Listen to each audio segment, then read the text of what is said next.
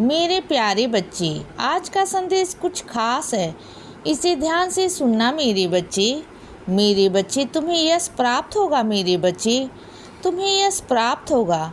तुम्हें आज तक ऐसा लगता था ना कि कुछ नहीं होगा, लेकिन होगा मेरे बच्चे। तुम्हें मेरी कृपा से यश प्राप्त होगा मेरे बच्चे। और सुनो, तुम्हें हमेशा यह लगता है ना कि पैसा तुम्हारे पास टिकता नहीं है मेरे बच्चे।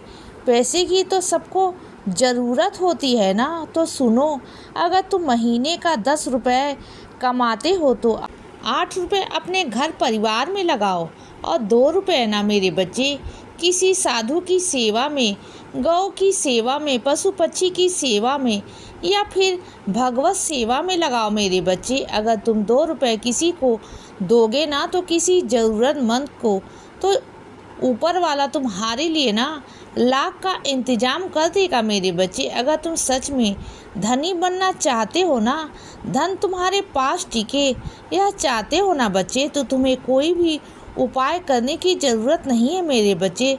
सिर्फ यह करना है, किसी भी जीव को ना आवश्यकता हो ना ढूंढो मत, प्रयास मत करो। जो तुम्हारे सामने अपने आप आ जाए ना, अपने आप सहज स्वभाव आ जाए तो उसकी मदद कर दिया करो बच्चे। चाहे कोई बीमार हो तो देखना, ऊपर वाले की इतनी कृपा रहेगी ना तुम पर कि श्री का वर्धन अपने आप हो जाएगा बच्चे। श्री का वर्धन होगा, तुम देखना मेरे बच्चे। और सुनो, बिल्कुल भी ना निराश मत हो। एक समय ऐसा आएगा कि तुम अपनी छाती ठोक कर कहोगे कि हाँ साईं, आप हो, आप मेरे लिए खड़े हो और तुम्हारी सारी परेशानियाँ, सारी मुश्किलें सब खत्म कर दूंगा बच्चे। मैं तुम्हें देखना एक दिन वह भी ज़रूर आएगा मेरे बच्चे, ज़रूर आएगा। और सुनो, हमेशा याद रखना कि सद्गुरु परमात्मा कभी अंतर ध्यान नहीं होते, वो तो विराजित होते हैं बच्चे शब्दों में। अगर तुम साईं का सच्चरित्र पढ़ोगे ना तो उनकी वाणी में वो चीज़ें हैं, वाणी ही सब कुछ है ना बच्चे।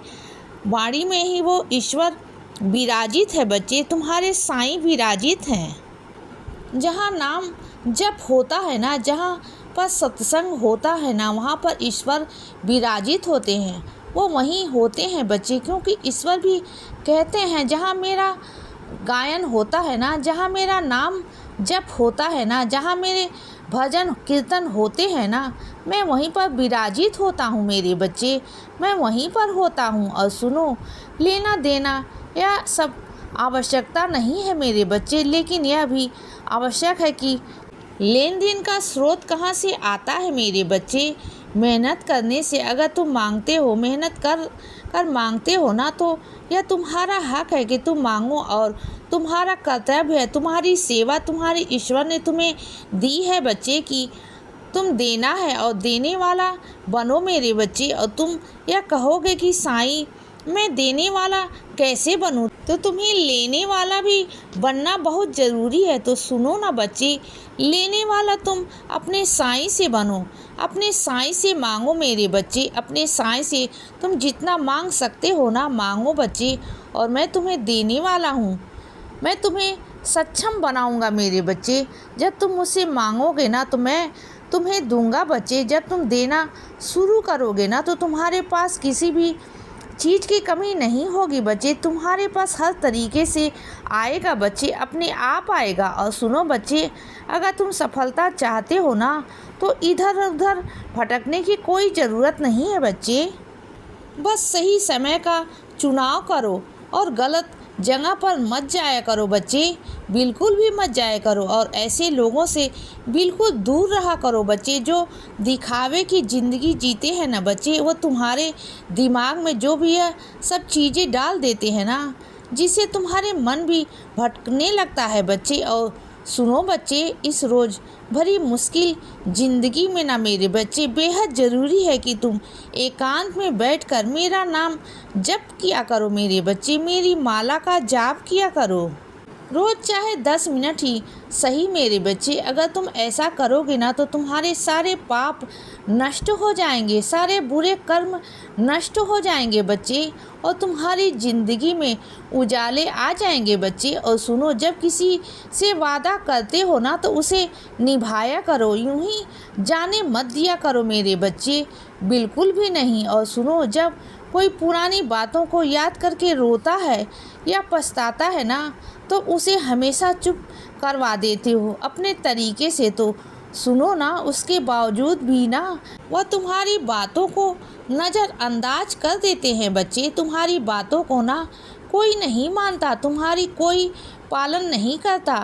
क्यों? क्योंकि तुम भी वैसी चीज़ करते हो ना, तुम भी कभी कभी अकेले बैठते हो ना तो तुम भी भ्रमण करते हो, पीछे चले जाते हो बच्चे, अपने से पुरानी ज़िंदगी में सोचते रहते हो। तो कोई तुम्हारी बातें क्यों सुनेगा? अगर तुम सच में चाहते हो कि तुम्हारा कोई सुने तो उसके लिए तुम्हें बदलना होगा, अपनी सोच को पहले से बदलना होगा बच्चे, जिससे तुम्हें पता हो कि पीछे ना जाने का क्या कारण है, क्या तरीका है। तभी तुम सामने वाले को समझा पाओगे बच्चे। सिर्फ यह कह देने की अपने अतीत के बारे में मत सोचो, तो यह कोई सलाह नहीं हुई बच्चे।